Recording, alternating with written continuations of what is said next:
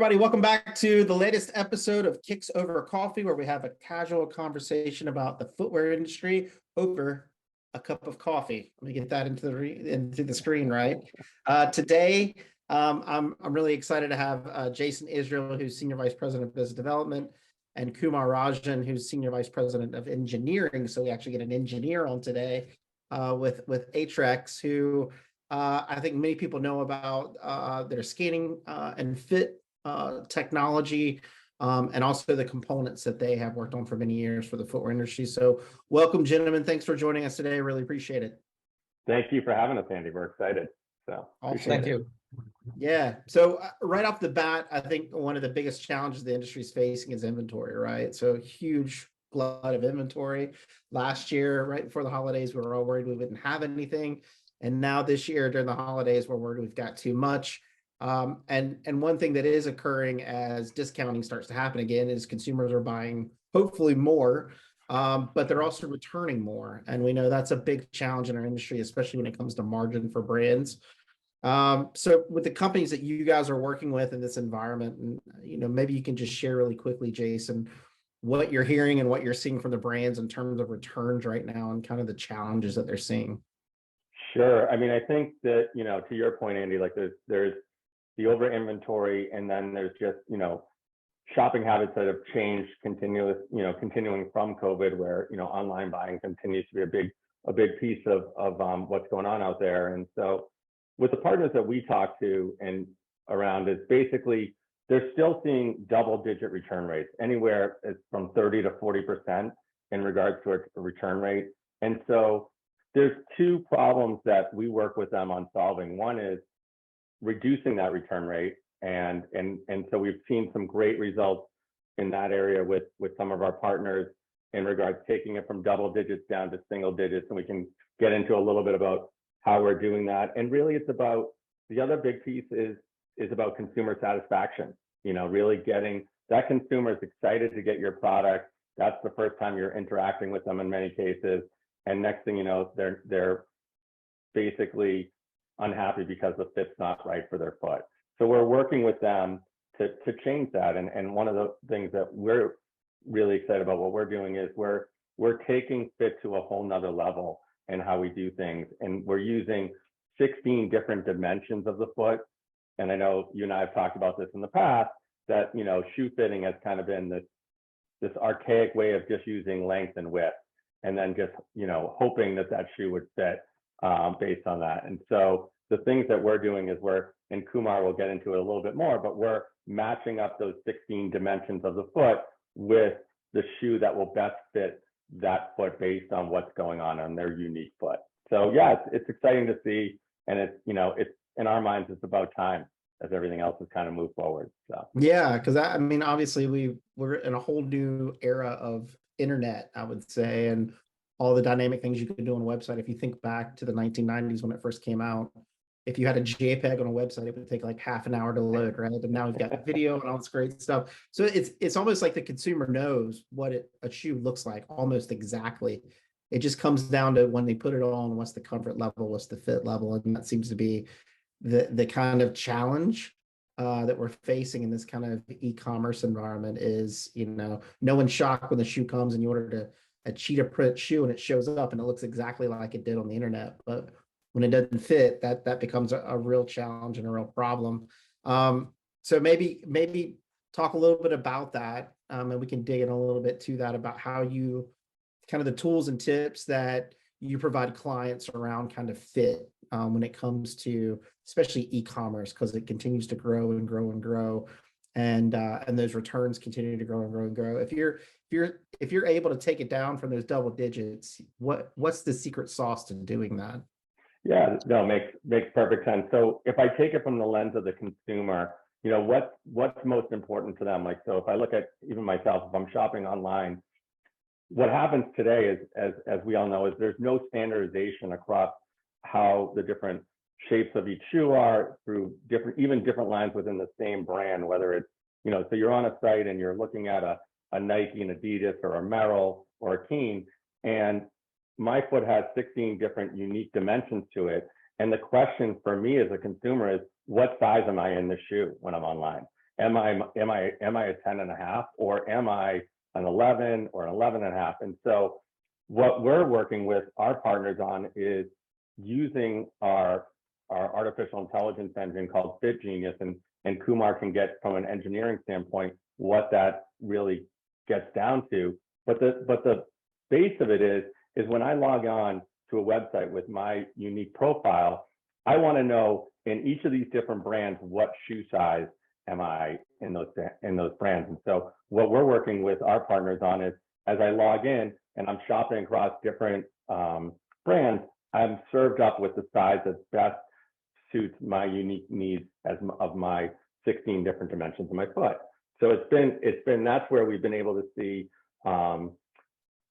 the return rates drop. And the exciting thing is we have partners that are using it as a way to push. You will only get free shipping if you're using the size we recommend, to build that confidence level that's out there. And so we're approaching it from that one side. And then the other exciting side, which we can talk a little bit about as well, less from the consumer side, but the product development side, is we've launched foot.com, which we're working with many innovation centers and brands to give a base point of what is a standard size 7. Rather than thinking about that, is how are we defining all those different dimensions and sharing that data with them. So really like a two-prong approach, which has been unique.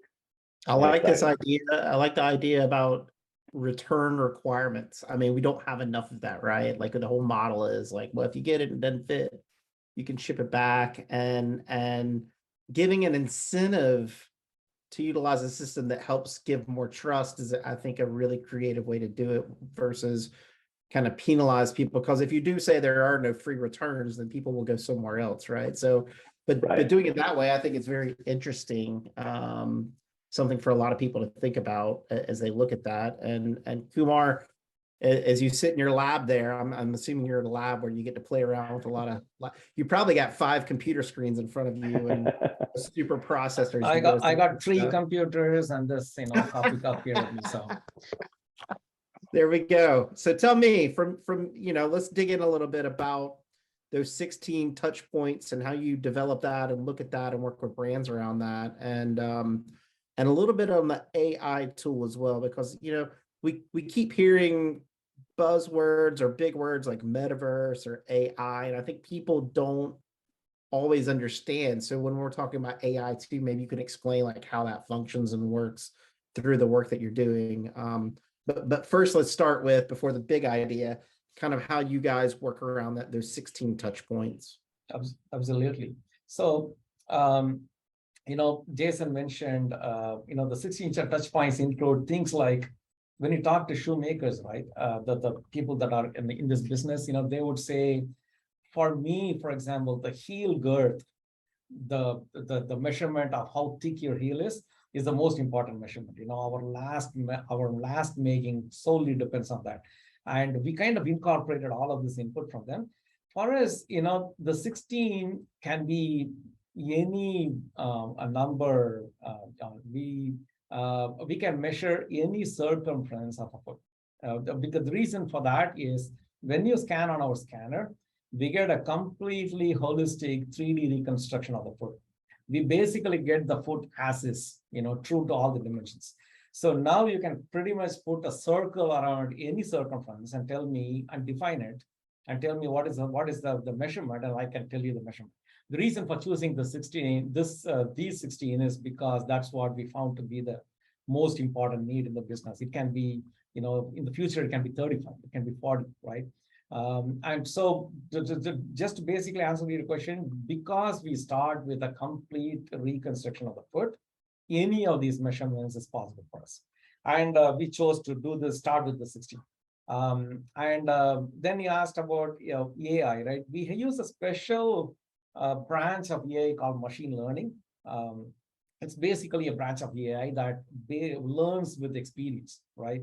And what it does is, it basically, when a customer scans with us, we get the 16 measurements for the customers, and we identify other customers that have scanned with us and purchased shoes and return shoes in the past, right? Their foot profile and find the matching foot profiles for this customer. So, we might get anywhere between 20 to 25 other very similar foot profiles to this customer. And we understand, we already have in our database their past purchase and return behavior. This is very similar to what Netflix does, for example, right? People with similar viewing behavior, what kind of movies are they watching? And they recommend the next movie that you should watch. Or the way Amazon does to say, recommend the next product for you, or Facebook to recommend whom to be friends with. That specific technique is called collaborative filtering. It's basically taking people that have similar profile as yourself and identifying that purchase and return behavior to identify the next best the best style you should purchase for that within that retailer, and for any given style, what is the size you should purchase, right? Because as you know, shoes run small and long, depending on the style. So it basically does.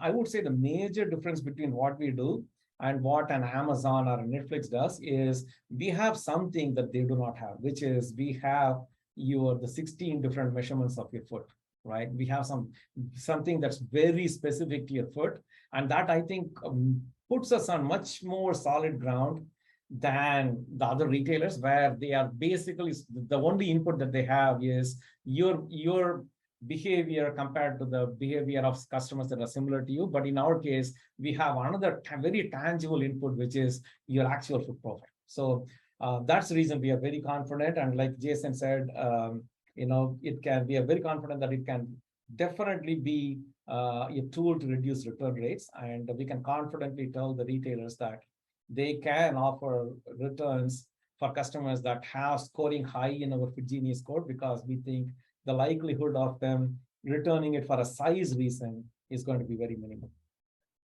And I'm guessing the more data that you have in the system and the more that it's used, the faster it trains. Exactly. That is the part where it starts learning and gets better over time. Obviously, if I scan a customer and I only have a few customers that share a similar food profile, I can provide one level of input. But when I can get a large number of customers that share the same food profile and a lot of purchase and return transactions, I can provide recommendations at a very different level. No, that's very interesting. And Jason, I'll bring you back in too, because you mentioned foot.com. Is that an active site right now where folks can go to and take a look? Yes, it is an active site. It's actually a subscription model. So what it does is it allows people to go in and it gives them access to all of our scan data. And so one of the things that's interesting, I've spent the lion's share of my career in footwear for 20 plus years. And one of the things that's always interesting when you're talking to all these different product developers is we're going around the office and trying to find the perfect size 7 women and the perfect size 9 men, which with all the technology that's out there, they love foot.com, because the idea here is you can go in and you can look across the world at all this different data, and you can actually build a last from it. So rather than just saying, okay, what's a perfect size 7? Because Andy, honestly, I started out on the selling floor. I've yet to see the perfect 7 come into the store. So the nice thing is you're using real data that's accessible. And so that's where we're working with some really big brands to make this part of the development process. And especially as brands, they might do development in North America, but they have a big business in Asia. It's important to understand those kind of nuances across the world, and even regionally within the US. There's a lot going on. Yeah, I think you could probably call that something like fit at the start, right? Before you even start making the shoe, like you have better data, so you have a better fit from the very beginning. Making shoes that fit well, Yeah, and we do know. I mean, to Jason's point, we know. I don't know how many calls we get from consumers, but they're always like, "Why do all the shoes fit differently and size differently, and can't they all work together?" And we've had these conversations, and a lot of it comes down to IP. Like, people feel like their fit is part of their experience and model, and things may run narrow or they may run wide.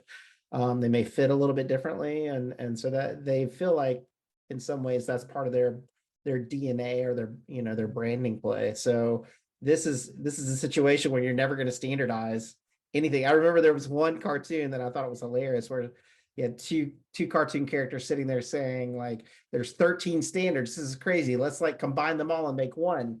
So at the end of the cartoon, they're at the end and like, we made the new total standard. And it's like, at the end, it was like new standards 14. So, you just created a better standard that added to the other 13 that people are using anyway. So, so I think this is the right way to do it, right? Is getting at the technology and getting at the actual person's foot that's using it. So foot.com is something everybody needs to go take a look at and get involved with so they can, start making shoes at the very beginning with fit in mind around this. And as we kind of wrap up here too, this is Kicks Over Coffee. So I have to ask about caffeine and footwear. And Kumar, to show, I think it was a Starbucks cup. Is that what you got going? Right. The one that I like the most is their Sumatran coffee. Yeah, I like that. Nice. And how much do you drink a day? Couple of cups a day. Okay, that's fine. If we were talking alcohol, we might have a problem, but yeah, that's good. Jason, what about you? So you're gonna love this, Andy. This is the cup I'm drinking out of. So I want to thank the FBRA because I got this at the CEO summit, and it's been my go-to not to like spill the coffee on my computer because I love like keeping the coffee hot with the topper here. So so thank you guys for this. And yeah, I actually switched during COVID. I was a big Keurig coffee drinker, and now I've moved to Nespresso. So nothing against Keurig, in case they see this, but loving Nespresso. Nespresso is stronger, in my opinion. Having tried them all, again, if this was alcohol, we'd have a different. We'd be an A. For coffee, I do press, I'll do drip, my wife likes Nespresso a lot, but it is a lot stronger than Keurig. And maybe it's the way they do the pods and you have to crunch down and it really forces down the water differently. I don't know. That's an engineering question. Maybe Kumar can figure out in the lab. One of the screens he's got in front of him. But in my opinion, and it's been proven out. My sister came and visited and we gave her a cup from the Nespresso, and she was sitting there tired. The next thing you know, she was running so the caffeine from that is definitely. Today I'm drinking, I have a standard brew, just Heats coffee that I have that keeps me going. But I, at this point with my kids the way they are, I got 4 or 5 going just to keep You're in that stage where you need a lot going on. So. That's right. As we wrap up, Jason, again, foot.com obviously is something everybody needs to check out, but for scanning and more info on what you guys provide, what's the website people can go to? Yeah, so Aetrex.com is probably the go-to site, and within there's a technology tab. So as you mentioned from the beginning, the beautiful thing about Aetrex is we've been foot geeks for over 80 years. So we love everything about the foot. So when you go to the site, you can kind of get a feel for that. And really over the past 25 plus years, we've really focused in on developing this technology to really solve fit and make people's feet feel better. At the end of the day, as you and I talk about, it's one of the body parts you're using a lot all the time. So it's right. But if you go to Aetrex.com, it will give you an overview of all of our technology solutions, as well as our full suite of what we do. So really appreciate the time today as well. Yeah, thank you guys so much for your time. And again, folks, this is Kicks Over Coffee. You can go back to our YouTube channel and see all the great interviews we've done with different folks across the industry. Just having casual conversations about footwear over a cup of coffee. And if my mentor always said, never underestimate a simple cup of coffee to change how you view the world or to create a new idea. And I think that's what we're trying to do here. And Jason and Kumar, we appreciate you guys coming on today and sharing more. Folks, until next time, hope the kickstart of the holiday season is good for you. We hope you find peace. We hope you find some great coffee. And we hope you buy 2 pairs of shoes, not just one. See you next time. In the right size. That's right, in the right size. There you go. No returns. No returns. That's right. All right. Till next time. See you later. All right. Bye.